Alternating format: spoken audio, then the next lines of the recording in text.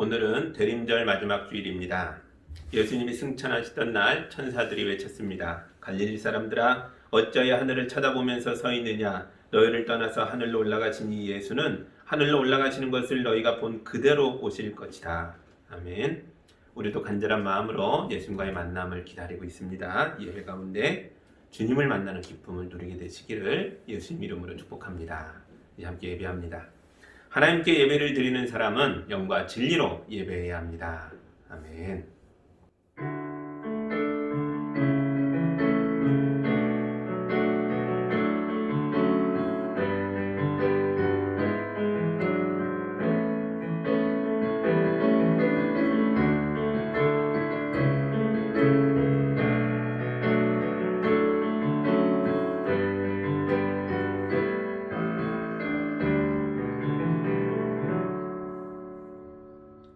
사랑의 하나님 아버지, 성탄절을 앞둔 대림절 마지막 주일에 살아계신 아버지 앞에 나와 예배하게 하시니 감사합니다. 주님의 거룩한 영을 우리에게 부어주셔서 우리 예배가 영과 진리로 드려지는 참된 예배가 되게 하여 주시옵소서. 예수님 이름으로 기도합니다. 아멘. 찬송가 5장 함께 하겠습니다.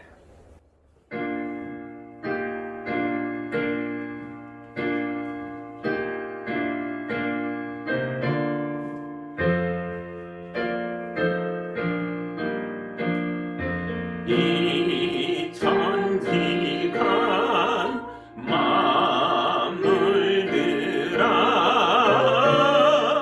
복 주시는 주 여호와 전능성부 성자 성령 찬송하고 찬송하세. 아멘.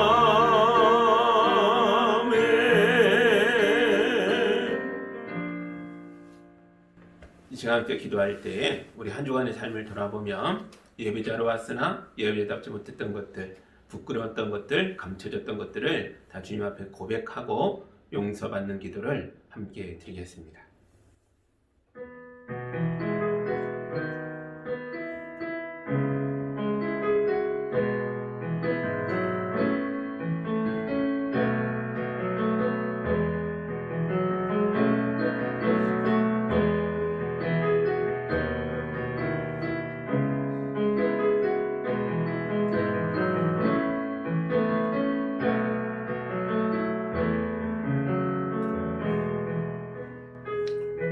주여, 주님은 사랑으로 우리를 품으셨는데 정작 우리는 세상의 걱정과 근심에 사로잡혀 사느라고 온기가 없는 차가운 마음으로 살았습니다.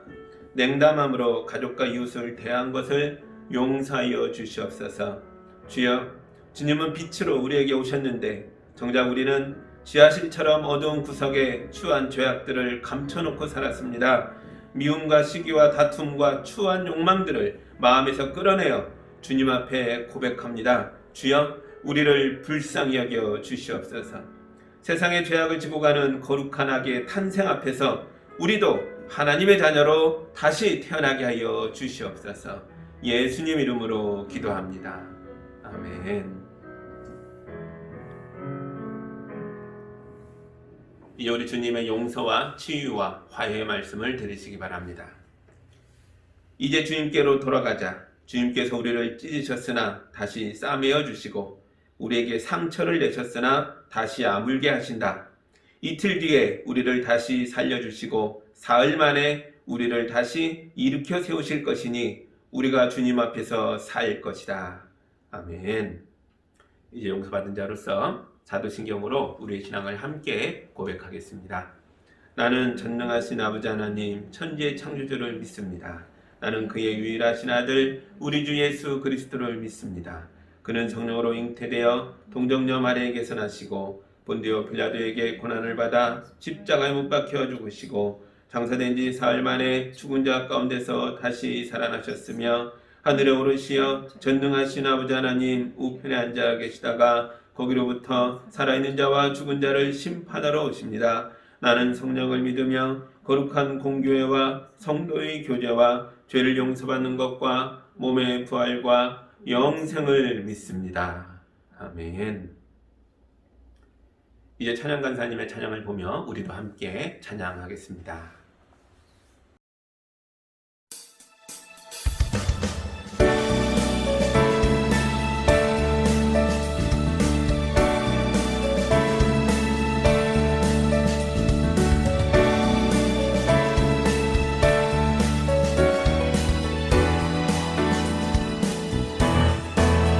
찬반 가문성 또여타 이리 와서 베들레헴 성 안에 가봅시다. 저 구유에 누이신 아기를 보고 엎드려 절하세 엎드려 절하세 엎드려 절하세 구주 나셨네.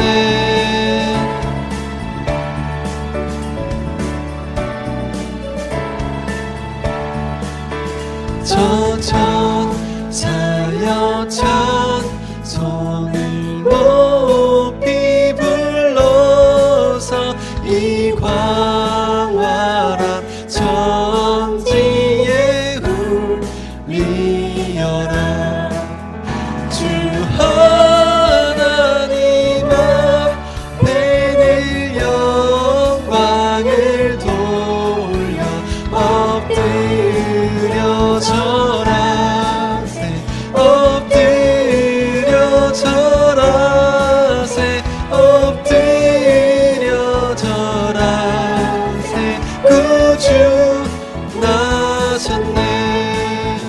엎드려 절하세 엎드려 절하세 엎드려 절하세 구주 나셨네.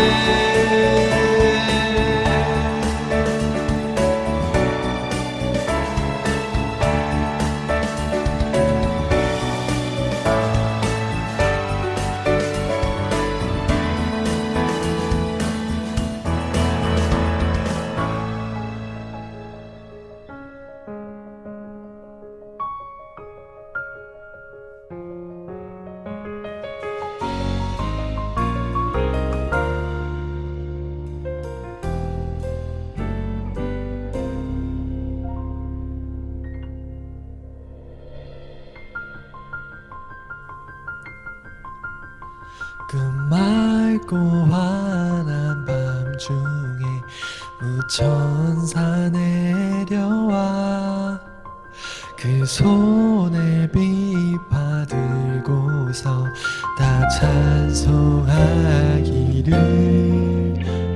평강의 왕이 오시니 다 평안하여라. 그 소란하던 세상이 다 고요하도다.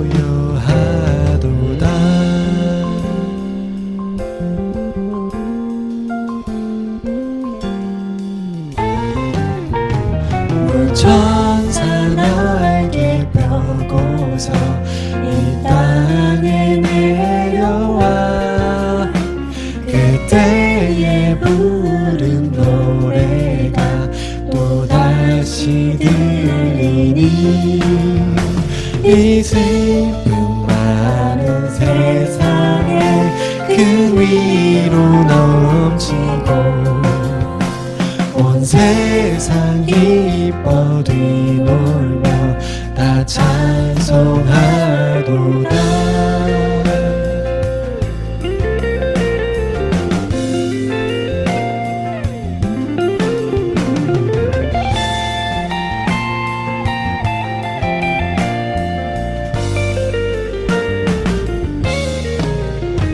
평강의 왕이 오시니 다 평안하여라.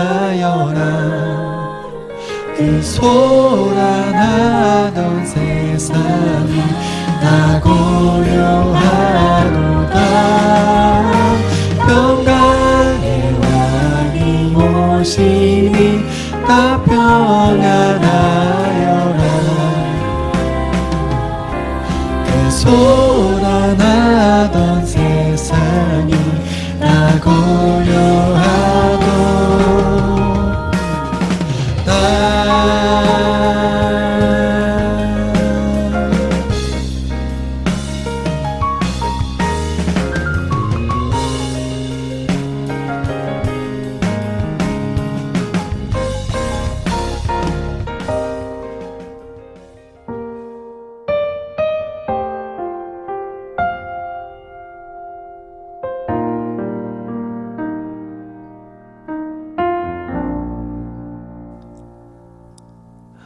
주님과 함께하는 이 고요한 시간, 주님의 보좌 앞에 내 마음을 쏟네.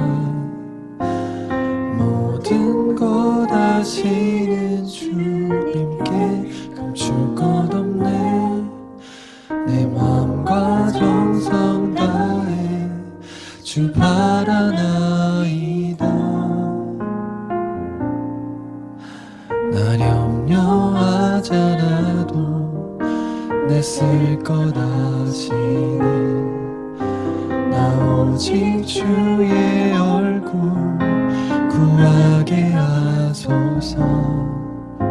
다 이해할 수 없을 때라도 감사하며 날마다 순종하며 주 따르오리다.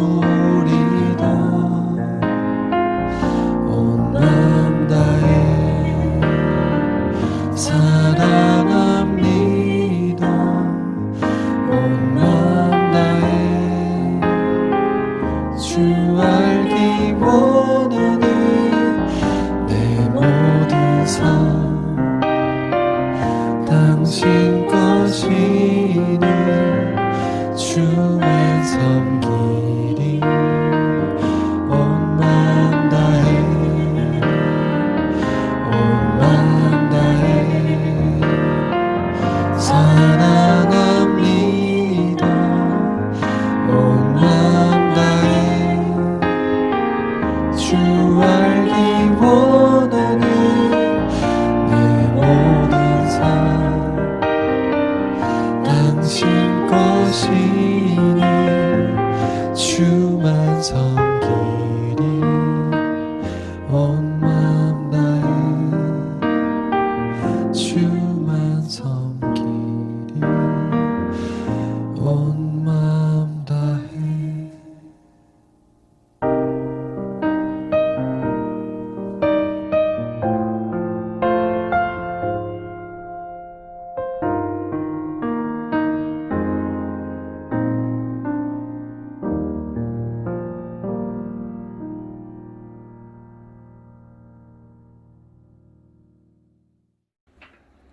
예, 기도합니다.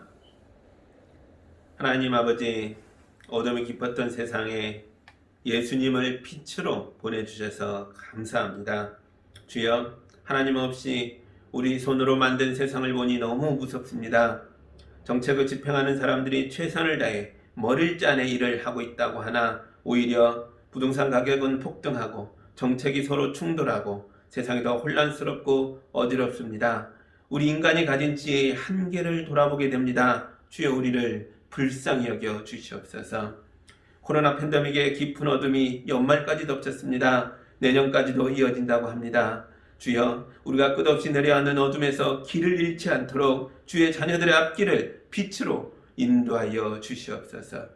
올겨울이 유난히 춥습니다. 갑자기 닥친 한파에, 갑자기 몰아치는 눈보라에 가난한 이웃들이 떨고 있지만 사회적 거리두기로 서로 돌아보는 일들이 멈추면서 우리 이웃의 고통들이 드러나지 못하고 더 깊은 어둠 속에 숨겨지고 있습니다. 주님, 우리의 눈을 열어주셔서 고통받는 이웃을 발견하고 돕는 일에 우리 교회가 앞장설 수 있게 하여 주시옵소서. 우리 성도들의 가정에도 양식이 떨어지지 않도록 도와주시고 우리 성도들의 막막한 앞길이 열릴 수 있도록 인도하여 주옵소서. 진학을 위해 고민하며 도전하는 수험생들에게 용기를 주시고 마음의 힘을 주셔서 하나하나 풀어갈 수 있도록 지혜를 허락하여 주시옵소서. 몸이 아픈 성도들 주님이 치료자가 되어주셔서 도와주시옵소서. 육체의 고통을 줄여주시고 깨진 곳을 붙여주시고 터진 곳을 싸매주시며 다시 한번 아버지께 나와 기뻐 뛰며 심차게 노래하게 하여 주시옵소서.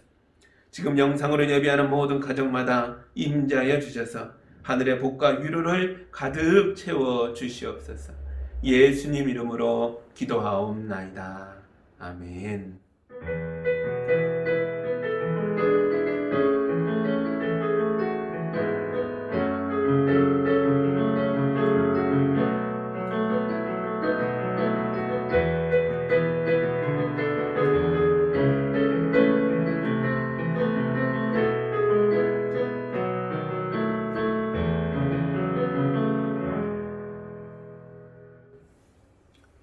하나님의 말씀 같이 봅니다. 오늘 우리에게 주시는 주님의 말씀은 요한복음 4장 16절에서 26절까지의 말씀입니다. 이제 하나님의 말씀을 봉독할 때 여러분도 함께 보시기 바랍니다. 예수께서 그 여자에게 말씀하셨다. 가서 내 남편을 불러오너라. 그 여자가 대답하였다. 나에게는 남편이 없습니다. 예수께서 여자에게 말씀하셨다. 남편이 없다고 한 말이 옳다. 너에게는 남편이 5이나 있었고 지금 같이 살고 있는 남자도 내 남편이 아니니 바로 말하였다. 여자가 말하였다. 선생님, 내가 보니 선생님은 예언자이십니다. 우리 조상은 이 산에서 예배를 드렸는데 선생님네 사람들은 예배드려야 할 곳이 예루살렘에 있다고 합니다. 예수께서 말씀하셨다. 여자여, 내 말을 믿어라. 너희가 아버지께 이 산에서 예배를 드려야 한다거나 예루살렘에서 예배를 드려야 한다거나 하지 않을 때가 올 것이다. 너희는 너희가 알지 못하는 것을 예비하고 우리는 우리가 아는 분을 예비한다. 구원은 유대 사람들에게서 나기 때문이다. 참되게 예배를 드리는 사람들이 영과 진리로 아버지께 예배를 드릴 때가 온다. 지금이 바로 그때이다. 아버지께서는 이렇게 예배를 드리는 사람들을 찾으신다. 하나님은 영이시다. 그러므로 하나님께 예배를 드리는 사람은 영과 진리로 예배를 드려야 한다. 여자가 예수께 말했다. 나는 그리스도라고 하는 메시아가 오실 것을 압니다. 그가 오시면 우리에게 모든 것을 알려주실 것입니다. 예수께서 말씀하셨다. 너에게 말하고 있는 내가 그다. 아멘. 잠깐 기도합니다. 주여, 우물가에 목마른 여인을 만나셔서 그에게 영생의 물을, 생명의 물을 주는 예수님을 보고 있습니다. 주님, 올 한 해를 통과하면서 우리도 목이 말랐습니다. 바싹 메마르고 있습니다. 이 시간 오셔서 우리에게도 은혜를 내어 주시옵소서. 주님을 기다립니다. 내가 그 사람이다. 말씀하여 주옵소서. 예수님 이름으로 기도합니다. 아멘. 예수님을 기다리는 사람들은 다 목마른 사람들입니다. 그래서 예수님을 기다리는 거죠. 목이 마르니까요. 주여, 언제 오십니까? 빨리 오셔서 바싹 마른 내 심령에, 내 삶에 임하셔서 살려주옵소서. 그런 마음으로 우리가 예수님을 기다립니다. 유대인 지도자 니고데모도 많은 걸 가진 사람이었으나 그의 영혼은 바싹 메말라 비틀어지고 있었죠. 그래서 한밤중에라도 몰래 예수님을 찾아와서 자기의 목마름을 고백했습니다. 주여, 어찌하여야 내가 영생을 받겠습니까? 그때 예수님이 그의 영혼에 생명의 물을 부어주셨죠. 오늘 본문에 나오는 사마리아 여인도 목마른 사람이었죠. 이 여인의 삶은 니고데모하고는 비교도 되지 않을 만큼 훨씬 더 어렵고 형편이 안 좋았습니다. 손만 대면 바스라질 것 같은 그런 삶을 살고 있었습니다. 그런데 예수님이 오셔서 이 여인을 만나시고 이 여인의 영혼에 생명의 물을 붓고 계시는 거죠. 근데 문제는 이 여인은 니고데모 같은 성경학자가 아니었잖아요. 그래서 예수님이 주려는 생수가 예수님 자신임을 깨닫지 못하고 있습니다. 여인만이 아니라 여인으로 대표되는 사마리아 사람들이 다 비슷한 처지에 있었죠. 하나님 말씀을 다 알지 못합니다. 그들은 모세오경만 가지고 있었잖아요.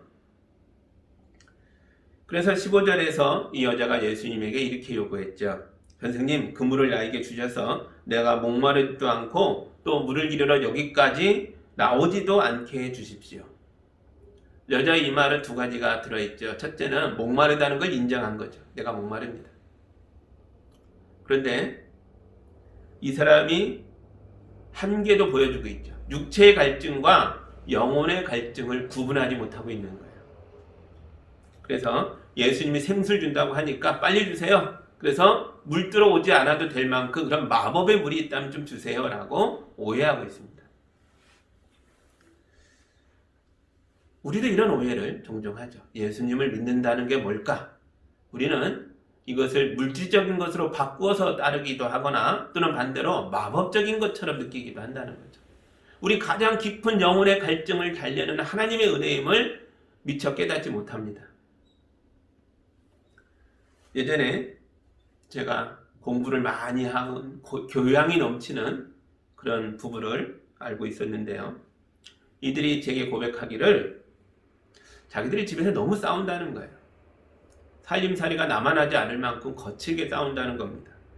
겉보기와는 너무 달라서 제가 놀랬죠. 많이 배운 분들이고 교양이 있는데 물어봤어요. 선생님들 도대체 왜 그렇게 싸우시는데요? 그랬더니 여자분이 우린 돈이 너무 없어서 싸웁니다. 그렇게 얘기했습니다. 그래서 남자가 또 화가 나갖고 확 박차고 나가더라고요. 그런데 그 당시에요. 돈이 없기로 치면 저희 가정이 더 만만치 않았죠. 신혼부부였어요. 결혼한 지 1년 남짓 됐을 때인데 그 당시 제 한 달 수입이 교회에서 교육전도사로 일하면서 받아오는 52만 원이 전부였습니다. 이걸로 아내와 둘이 살았습니다. 그런데 돈이 너무 없으니까 1년 내내 영화관 한 번 간 적 없고 신혼인데도 외식 한 번 한 적 없이 살았어요. 하지만 돈 때문에 싸운 기억은 없습니다. 만약 로또라도 당첨돼서 돈이 없어 싸운다는 부부에게 갑자기 큰 돈이 생긴다면 두 사람의 사이가 좋아지고 다시 행복해질 수 있었을까요? 아닐 겁니다. 이번에는 돈 말고 다른 걸로 목이 말랐을 거니까요. 육체의 욕망의 갈증을 달래려면 그것을 이 물질을 가져오고 저걸 가져와서 채워지는 게 아니에요. 영혼의 갈증이 먼저 채워져야만 육체 욕망도 가라앉는 것입니다. 영혼이 충만해져야 돼요. 영혼을 채운다는 건 물질로 채울 수가 없는 겁니다. 영혼은 물질이 아니니까요. 하나님은 영이시다 할 때에 영이신 하나님을 예배할 때 우리가 헌금을 많이 해야 하나님을 만족시킬까요? 우리가 어떤 헌신을 해야 하나님을 만족시킬까요? 영이신 하나님을 만족시키는 건 그런 물질적인 것으로 교환되는 게 아니라는 거죠. 우리 영혼도 그렇잖아요. 영혼은 물질이 아닙니다. 그래서 그 어떤 물질을 가져와서 세상 것으로 채워도 영혼은 만족스러워하지 않는다고요. 영혼을 채울 수 있는 건 영원한 것밖에 없습니다. 영원함이 영혼의 구멍을 메꿀 수 있는 거예요. 우리 영혼은 영원한 것들을 갈망해요. 영생을 갈망합니다. 영원한 생명, 영원한 은혜, 변하지 않는 것들. 영생을 주는 하나님의 말씀이 우리에게 들어와야 메말랐던 영혼이 생수를 누리게 되고 구멍 났던 영혼에 그 구멍이 메꿔지는 거죠. 저와 제 아내는 예수님을 믿는 사람들이잖아요. 그래서 비록 돈이 없어 극장 한번 못 가봤고 외식 한번 못 해봤어도 불행하다고 느끼진 않았다는 거죠. 예수의 말씀이 영생을 주는 생수가 되어서 우리 영혼을 채워주고 있었거든요. 사마리아 여인도 영혼에 구멍이 난 사람이었죠. 그런데 이 사람은 자기 영혼에 구멍이 났다는 걸 몰라요. 육체의 결핍, 인생의 욕망에만 휘둘리고 있어요. 목이 너무 마른데 내 인생의 갈증이 물이 없어서인가 보다, 물질이 없어서인가 보다, 돈이 없어서인가 보다, 남자가 없어서인가 보다 이렇게 생각하면서 심각한 갈증을 달래려고 물을 찾아서 돈을 찾아서 나를 후원해 줄 사람을 찾아서 헤매고 있다는 거죠. 예수님은 사마리아 여인이 육체의 갈증과 영혼의 갈증을 구분하지 못하고 있다는 걸 보시고 이 여인의 가장 아픈 부분을 통해서 이 여인의 영혼에 더 깊이 다가서려고 하십니다. 16절 보시죠. 예수께서 그 여자에게 말씀하셨다. 가서 내 남편을 불러오너라. 지금까지 생수가 주저였는데 갑자기 예수님이 남편을 데려오라고 합니다. 왜냐하면 이 여자는 자기 인생의 목마름을 해결하려고 의지해왔던, 여인이 의지했던 생수가 남편이었거든요. 이제 두 사람의 대화를 더 보시죠. 17절과 18절입니다. 그 여자가 대답하였다. 나에게는 남편이 없습니다. 예수께서 여자에게 말씀하셨다. 남편이 없다고 한 말이 옳다. 너에게는 남편이 5이나 있었고 지금 같이 살고 있는 남자도 내 남편이 아니니 바로 말하였다. 이 여인은 5 남자와 결혼했다가 헤어졌습니다. 그리고 6번째 남자와는 결혼하지 않은 채 동거하고 있는 중이에요. 그래서 이 여자는 이런 자기의 문제를 이 낯선 유대인 남자와 의논하고 싶지 않죠. 밝히고 싶지도 않아요. 그래서 이 대화를 끝내려고 난 남편이 없습니다 라고 말한 것입니다. 그런데 이때 예수님의 반응이 정말 놀랐습니다. 예수님은 여인의 모든 삶을 들여다보고 계셨어요. 이미 알고 계셨어요. 천부지만 하나님의 능력으로 알고 계셨습니다. 그런데 내가 너의 비밀을 알잖아, 이렇게 어찌 감히 내 앞에서 거짓말을 해, 이런 식으로 책망하거나 폭로하는 방식으로 말씀하지 않으세요. 날카롭게 여인의 삶을 들여다보시면서도 뭐라고 합니까? 너의 말이 옳다. 너는 바로 말하였다. 2번에 걸쳐서 여인이 대답한 것을 인정하고 긍정해주고 계세요. 굉장히 놀랍죠. 가장 민감한 부분을 건드리면서도 주님의 대화의 방식, 그 주님이 내미친 손길은 대단히 부드럽고 따뜻했다고요. 남편이 없다는 너의 말이 옳다.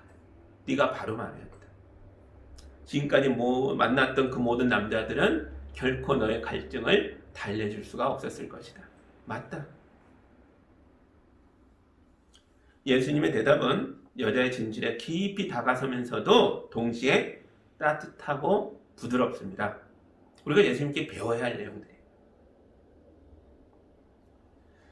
그때 이 여자의 마음이 예수님을 향해 열립니다. 19절이죠. 여자가 말하였다. 선생님, 내가 보니 선생님은 예언자이십니다.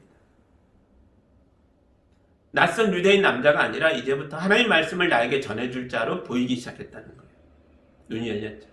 아직은 완전하지 않지만 그래도 한 발 더 하나님의 은혜에 다가서게 됐습니다. 하나님의 말씀이 여러분의 진실을 폭로할 때 두려워하지 마십시오. 하나님의 손길은 따뜻하고 부드럽게 우리의 어려움들을, 숨겨놨던 것을 드러냄으로써 치유하기 시작하실 것입니다. 얼마 전에 우리 딸이 예쁘게 물들인 안개꽃으로 둥근 화환을 만들어 왔어요. 이런 걸 리스라고 하죠.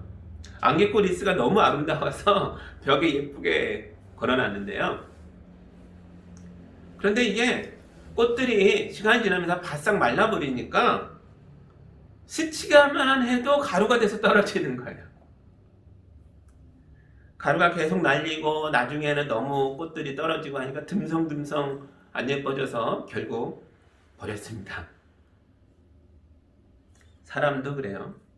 영혼이 바싹 말라버린 사람은 살짝 스치기만 해도 부스러진다고. 그러니까 가족끼리라도 조심하셔야 돼요. 우리가 조심성 없이 함부로 말하면 누군가의 바싹 마른 영혼에 큰 상처를 내게 됩니다. 그러니까 서로 안타까운 마음으로, 사랑으로, 예수의 심정으로 서로를 도와주셔야죠. 그래서 예수님은 아주 조심스럽게 여인의 메마른 영혼에 물을 주고 계세요. 이 물이 뭐야? 주님의 말씀으로 물을 주고 있어요. 하나님의 말씀, 하나님의 사랑이에요. 그러자 여인이 달라지고 있어요. 이 사람이 왜 뜨거운 대낮에 물을 뜨러 우물가에 왔다고요? 마을 사람들의 수군거림을 듣지 않으려고요. 마을 사람들의 손가락질을 받지 않으려고요. 그러면 얼른 물을 떠서 집에 가면 그만입니다. 그런데 이 여인이 물 뜨는 것을 잊어버렸어요. 이 뜨거운 대낮에 얼른 물 떠서 가야 되는데 내가 여기 왜 왔지? 이 중요한 목적을 잃어버립니다. 이게 이제 중요하지 않아요. 대신 육체의 갈증을 넘어서서 이 여인의 생각과 질문이 달라지고 있어요. 영혼의 갈망, 영혼의 갈증, 영원한 것에 대한 소망, 그쪽으로 관심이 달라집니다. 새로운 차원이 열리는 거예요. 20절 보시죠. 우리 조상은 이 산에서 예배를 드렸는데 선생님네 사람들은 예배 드려야 할 곳이 예루살렘에 있다고 합니다. 여인은 예수님에게 예배에 대해서 질문하고 있어요. 참된 예배가 뭡니까? 예배는 하나님께 가는 길이고 하나님을 만나는 행위입니다. 이게 궁금해진 거예요. 우물가에 물 들어갔는데 더 이상 물 뜨는 건 관심 바뀌고요. 예배가 궁금해졌어요. 근데 질문이 좀 이상하죠. 니고데모는 자기 영혼의 갈증을 느꼈을 때 예수님께 와서 내가 어떻게 해야 영생을 얻겠습니까? 라고 아주 그냥 핵심을 찌르는 질문을 하죠. 그러나 이 여자는 뜬금없이 내가 어디서 예배해야 합니까? 라고 질문해요. 근데 이걸 이 역사적 맥락과 이들의 상황을 보면 이해가 됩니다. 왜 이렇게 질문했을까? 이 여자는 사마리아 사람이잖아요. 사마리아 사람과 유대인들의 갈등이 굉장히 심했다라는 걸 여러 번 말씀드렸는데요. 예배 장소에 대한 갈등도 굉장히 심했습니다. 야곱의 우물 앞에 있죠. 세겜에 있는 이 우물 앞에 딱 서면요. 앞에 두 개의 산이 보입니다. 높은 산이 저 멀리 보여요. 하나는 그리심산이고 하나는 에발산입니다. 사마리아 사람들은 그리심산을 하나님의 산이라고 생각했어요. 그냥 아무렇게나 저 산이 하나님 산이야 그런 게 아니에요. 아브라함이 가나안 땅에 처음 들어와서 이들의 조상이 제단을 쌓고 하나님의 이름을 부르며 첫 예배를 드린 게 세겜 땅이에요. 이 사마리아 지역이죠. 거기에 보이는 그리심산, 저기가 첫 예배 장소라고 믿은 거예요. 나중에 이스라엘 백성이 애굽을 탈출해서 광야를 통과하여 가나안에 들어왔을 때에 하나님의 성전 성막이 세워지고 예배드릴 곳이라고 분배하며 선포했던 것도 이 자리였죠. 그리심산에서 축복을 하잖아요. 여호수아가 모든 백성을 앞에 놓고 영원한 예배에 대한 축복을 선포합니다. 그 사마리아 사람들은 여기야말로 예배할 장소라고 굳게 믿었습니다. 재밌는 건 사마리아 사람들이요 그리심산을 향해서 이 세상에서 가장 높은 산이다 라고 믿었다는 거죠. 그런데 에발산과 나란히 있죠. 이렇게 눈으로 봐도 에발산이 높아요. 사마리아 사람들은 이걸 믿음으로 보니까 눈에 보이는 게 다가 아니다. 그리심산이야말로 세상에서 가장 높은 산이다 라고 선포했다는 거죠. 그럴 만큼 이 산을 귀하게 여겼습니다. 근데 유대인들은 다르죠. 모세 오경만이 아니라 유대인들은 예언자들의 글들도 하나님의 말씀을 갖고 있잖아요. 거기에 보면 예루살렘이 하나님의 성전이 될 것이다 라는 선포들이 들어있잖아요. 그래서 유대인들은 예루살렘을 하나님의 유일한 성전이라고 굳게 믿었습니다. 충돌이 되겠죠. 사마리아 사람들을 보면서 유대인들이 그리심산을 섬기다니 무슨 해괴한 짓인가 그러면서 나중에요 유대인 지도자가 군대를 끌고 가서 그리심산에 있는 여호와의 성전, 사마리아 사람들이 세운 성전을 다 돌무더기로 부셔버립니다. 아주 심각한 인종차별이 더 심해졌죠. 그게 불과 120년 전 사건이었어요. 예수님과 여인의 대화하기 한 100여 년 전에 그리심산의 성전을 부셔버린 일이 벌어졌죠. 그래서 사마리아 여인이 이 문제를 물어보고 있는 거예요. 나는 사마리아 여자고 예수님은 유대인 남자입니다. 서로 상종해서는 안 되는 사람인 줄 알았어요. 그런데 이제 보니까 이분은 하나님의 말씀을 가져온 예언자인 거예요. 뭔가 놀라운 은혜가 이분 안에 있는 거예요. 내 메마른 영혼에 생수를 주는 분이신 거예요. 그렇게 인정하고 보니까 이 문제가 아주 심각하게 다가오는 거죠. 그동안 내가 믿었던 하나님은 뭘까? 이분이 선포하는 하나님은 뭘까? 우리는 그리심산, 유대인은 예루살렘 그러는데 그럼 누구의 하나님이 진짜일까? 어느 하나님의 예배가 참 예배일까? 당연히 이 질문이 나오죠.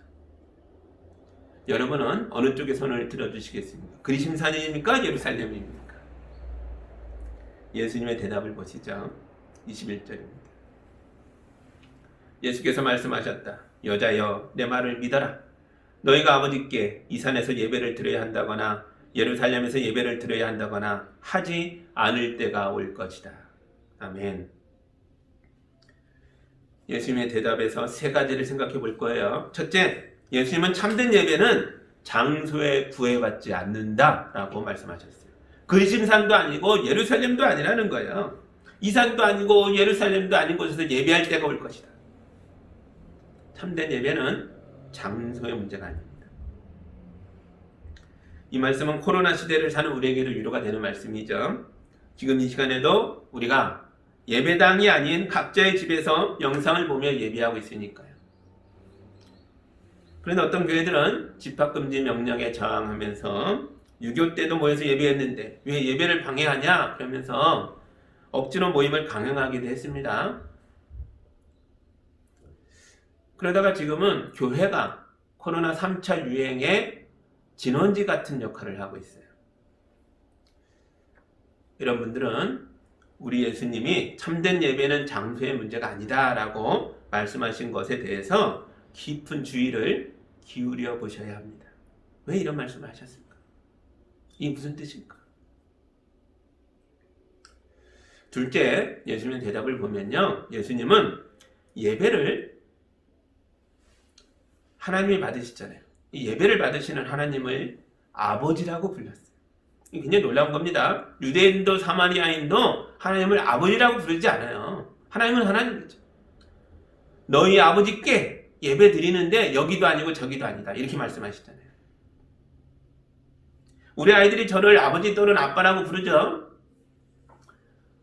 집에서만 그렇게 부르는 게 아니에요. 길에서 만나도 아빠 그래요. 저는 교회에서 목사인데도 우리 아이들만큼은 저를 교회에서 만나도 아빠라고 하죠. 저보고 목사님 그러진 않습니다. 우리 하나님도 그렇습니다. 하나님 아버지시잖아요. 그래서 그리심산에서도 우리 아버지시고 예루살렘에서도 우리 아버지세요. 엘리야가 광야길을 헤맬 때에 하나님 아버지가 그를 찾아오셔서 만나셨어요. 광야길에서도 엘리야의 아버지가 되주셨죠. 다윗이 사울에게 칼을 피해서 막베다 굴에 숨었을 때에 하나님이 함께 하셨죠. 굴 속에서도 다윗은 하나님 아버지를 만날 수 있었습니다. 하나님과의 만남이 예배죠. 그러니까 우리는 여기 예배당에서도 예배할 수 있고 지금처럼 각 가정에서도 예배할 수 있어요. 또한 우리가 광야를 헤맬 때도 하나님 아버지를 만나 예배할 수 있고 세상을 피해 굴 속에 숨었을 때에도 우리 하나님 아버지를 만나고 예배할 수 있다고요. 그러니까 여러분이 어떤 형편, 어떤 처지에 있더라도 여러분은 여러분이 있는 세상의 모든 곳에서 하나님을 아버지라고 부르며 예배하시기 바랍니다. 셋째, 예수님의 대답에서 또 주목해야 할 건 장소가 아니라 시점이 중요하다는 거예요. 예수님이 여자에게 이 산도 아니고 예루살렘도 아니고 하나님을 참되게 예배할 때가 올 것이다 라고 말해요. 때라고 말하죠. 시점입니다. 어느 시간이에요. 이때가 언제죠? 참된 예배가 시작하는 시간이 언제죠? 23절 보시죠. 참되게 예배를 드리는 사람이 영과 진리로 아버지께 예배를 드릴 때가 온다. 지금이 바로 그때이다. 아버지께서는 이렇게 예배를 드리는 사람들을 찾으신다. 아멘. 사마리아 사람과 유대인들은 예배의 장소를 놓고 전쟁까지 한 사이예요. 근데 예수님은 그리심산의 예배와 예루살렘의 예배가 다 참된 예배가 아니다라고 말씀하세요. 왜 그럴까요? 하나님은 자기 형상을 만들지 못하게 하셨어요. 나는 영이다. 물질로 환원되지 않는다. 눈에 보이는 형상을 만들지 말라. 우상을 만들고 조각을 만들고 그림을 그려서 나라고 말하지 마라. 그건 내가 아니다. 근데 이게 물질 세계를 사는 우리에겐 굉장히 어렵습니다. 그 세상의 다른 모든 종교들은 우상을 만들었어요. 하나님의 형상, 자기들의 신의 형상들을 만들고 섬깁니다. 눈에 보여야 한다는 거죠. 하나님은 나는 눈에 보이지 않는다 말씀하시니 얼마나 어렵습니까? 불교든 힌두교든 그리스와 로마의 신들이든 다 형상을 가지고 있어요. 조각이든 그림이든 우리나라의 삼신할미든 무당의 그림이든 우린 다 눈에 보이는 걸 만들어야 신으로 볼 수 있어요. 하나님은 영이십니다. 하나님은 어떤 형상의 숭배를 원하지 않으세요. 참된 예배는 영과 진리로 드려지는 예배라고 말합니다. 눈에 보이는 게 아니라 보이지 않는 게 더 중요하다고 말씀하세요. 만약 눈에 보이는 형상을 만들어 놓고 예배한다면 그것이 영과 진리로 드려지는 예배를 방해하게 될 것이다. 이게 하나님의 생각이세요. 근데 여러분, 유대인이든 사마리아 사람들이든 이 말씀을 아니까 형상을 만들지는 않았는데 뭐가 형상을 대신하고 있어요? 장소입니다. 사마리아 사람들에겐 그리심산이 하나님을 대신하는 형상이 되어버렸고 유대인들에겐 예루살렘 성전이 하나님을 대신하는 형상이 된 거예요. 성전이 우상 숭배의 장소가 된 거죠. 예수께서는 성전의 무너짐을 예언하셨어요. 성전이 하나님을 대체하는 것을 원치 않으셨습니다. 그러니까 우리도 장소나 건물에 지나치게 매이지 않도록 조심해야 합니다. 예수님은 장소보다 때를 강조하고 계시죠. 그때가 온다. 영이신 하나님을 영과 진리로 참되게 예비할 때가 온다. 이게 언제입니까? 이게 어느 때를 얘기하는 거예요? 예수님이요. 그때가 온다. 올 거야. 미래로 얘기해놓고는 지금이 그때다. 현재로 대답하십니다. 굉장히 이상하죠? 미래와 현재의 두 개의 시간이 한 자리에서 포개지고 있어요. 이게 기독교가 믿는 유일한 놀라운 독특한 신앙입니다. 우리만의 특별한 시간관념이에요. 오고 있지만 이미 왔다. 아버지께 드리는 참된 예배는 예수 그리스도의 십자가의 죽음과 부활 안에서 완성될 것입니다. 건물도 아니요, 장소도 아니요. 예수의 십자가와 부활 속에서 이 어린 양 예수의 제물로 드려지는 그 사건 속에서 참된 예배가 완성될 것입니다. 예수님은 그때가 오고 있다고 말씀하고 계신 거예요. 그런데 보세요. 이 참된 예배를 완성하실 예수께서 지금 여기 사마리아 우물가의 여인과 함께하고 있잖아요. 그러니까 예수님이 우리 앞에 계신 지금이 바로 그때이기도 합니다. 앞으로 완성될 거지만 지금 그 시간이, 그 시간의 주인이 내 앞에 있기 때문에 지금이 그때이기도 하다는 거죠. 예수가 함께하기 때문에. 예수 안에서 미래의 시점이 지금 오늘 여기의 시점으로 겹쳐지고 있다고요. 이게 우리가 믿는 기독교 신앙입니다.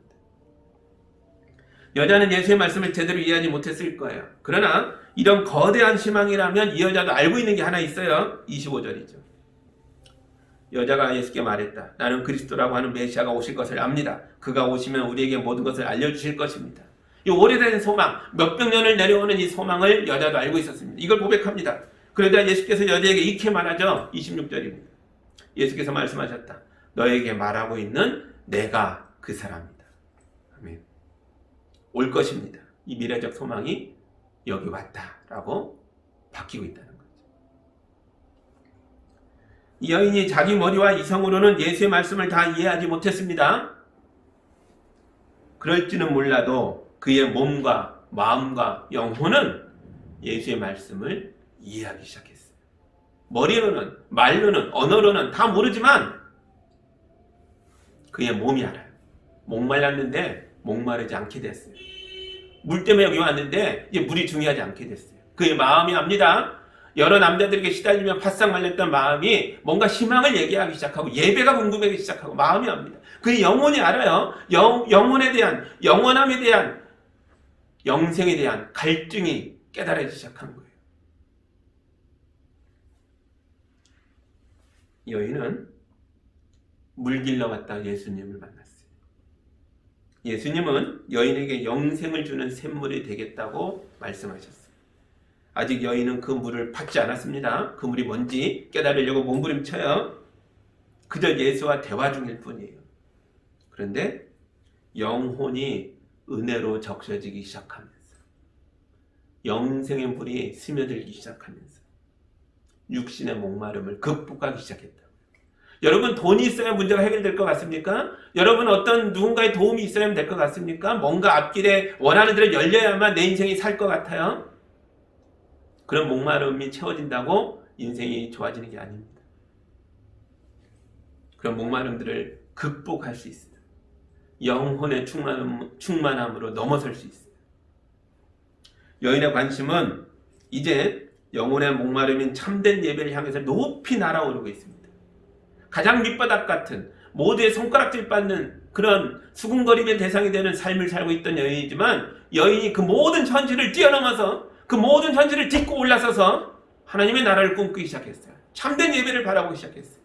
하나님의 귀한 딸로 거듭나고 있습니다. 이게 은혜죠. 이게 믿음입니다. 이게 예수께서 우리에게 주시는 생명의 물입니다. 예수께서 말씀하신 대로 되어가고 있어요. 참된 예배를 드릴 때가 온다. 그런데 지금이 바로 그때다. 예수 안에서 예수님과 함께 미래의 희망이 오늘의 시간으로 들어와 버렸어요. 아직 여인의 삶에 아무것도 바뀐 게 없는데도 희망이 오늘의 내 것으로 들어와 버렸어요. 이게 기독교의 희망입니다. 예수님은 우리의 미래의 희망이며 동시에 우리의 현재의 희망인 줄 믿습니다. 올해는 정말 어려운 시간을 보내고 있어요.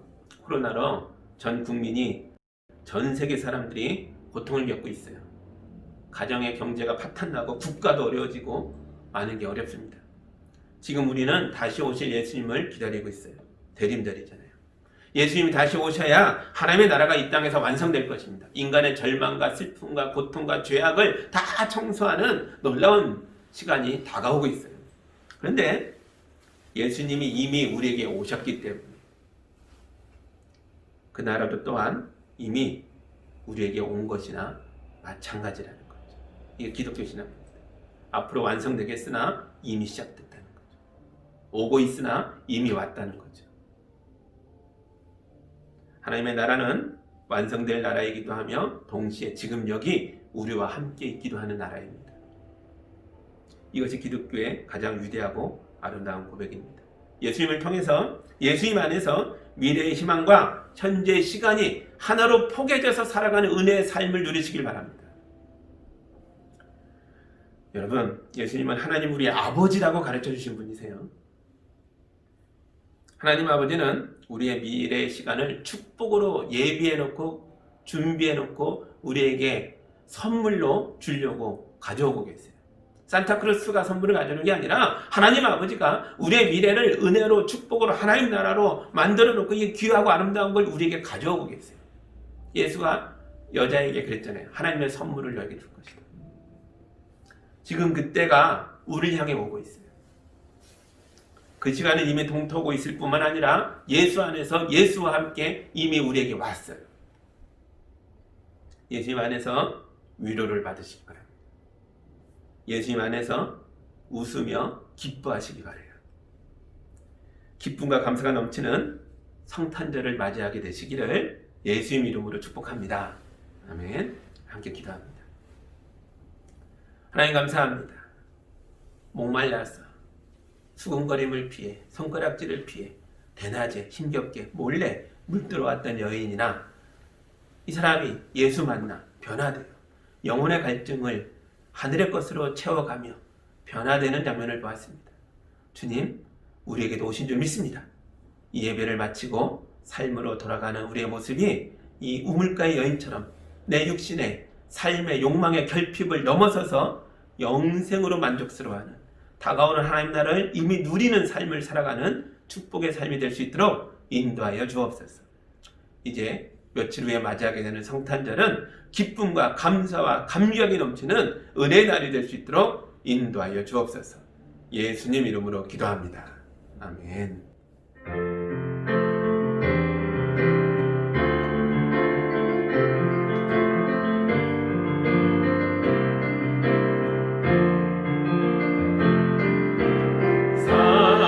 사랑의 나를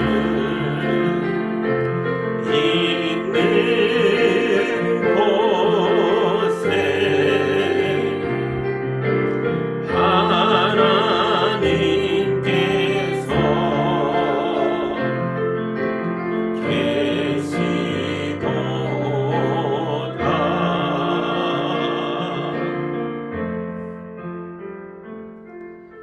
하나님 아버지 감사합니다. 귀한 예물 드린 성도들의 손길을 주님이 축복으로 바꿔주셔서 하는 모든 일들 가운데 은혜가 넘치게 하여 주시고 어려움을 극복하고 넘어서서 목마름을 해결하며 영생을 누리는 삶을 살 수 있도록 인도하여 주옵소서. 드려진 거룩한 예물을 통해서 주님의 몸된 교회가 세워지게 하시고 이웃의 고통을 달래며 그들의 눈물을 닦아주며 그들의 삶 속에 하나님 나라를 가져오는 놀라운 역사가 될 수 있도록 도와주시옵소서.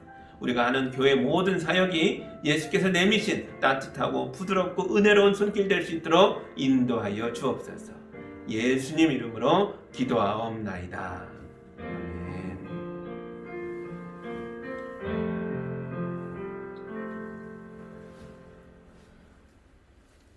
교회 소식이 있습니다. 여러분 가정에 달력이나 이런 것들을 우편으로 이미 받은 분도 있을 거고 이제 가고 있는 분도 있을 텐데요.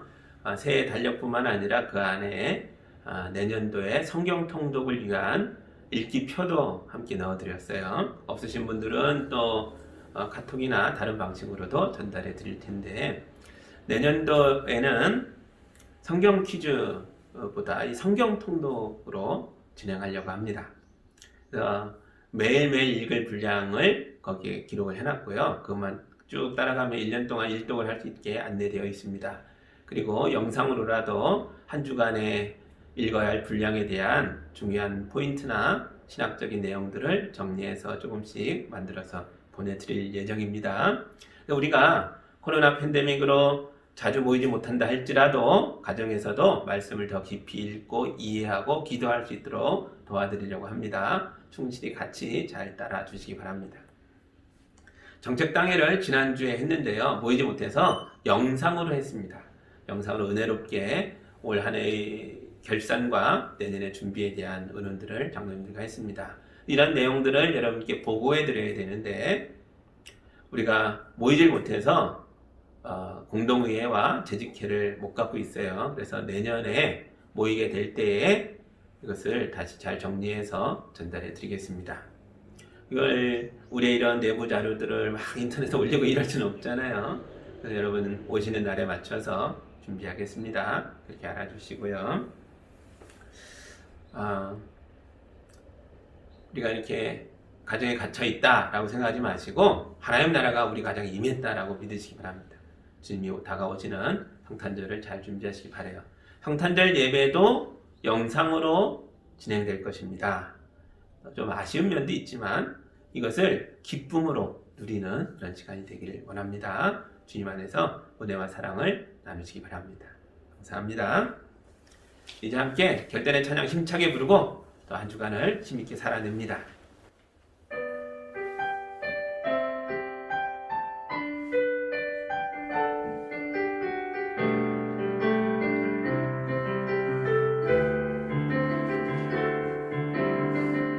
이 땅에 내 삶이 비록 버겁더라도 주님의 선하심 나 믿으며 가리.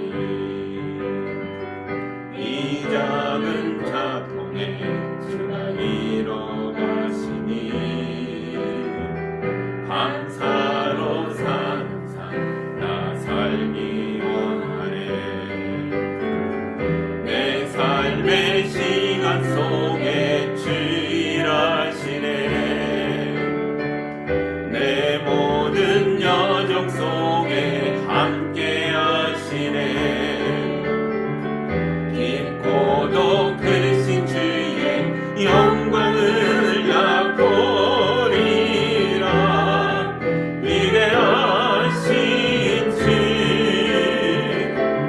나는 주님께 속한 자 되어 주의 나라 위해 전심으로 살리라. 주의 마음에 합한 자 되어 맡기신 소명 이루리.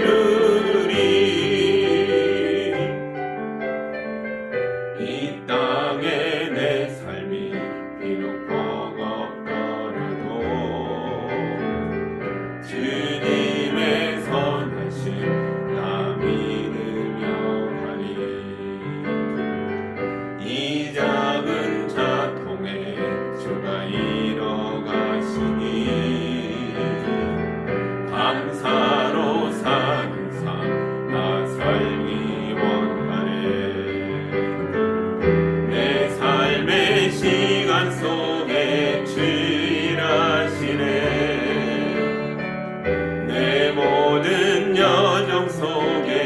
함께 하시네.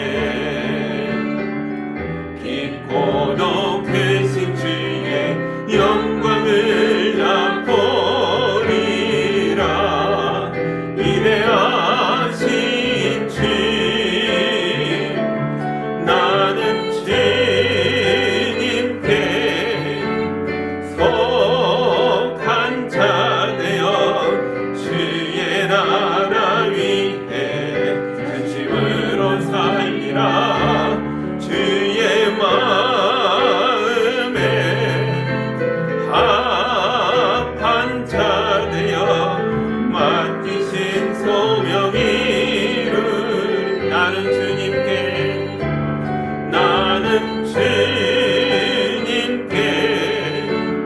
속한 자 되어 주의 나라 위해 전심으로 살리라. 주의 마음에 합한 자 되어 맡기신 소명 이루리.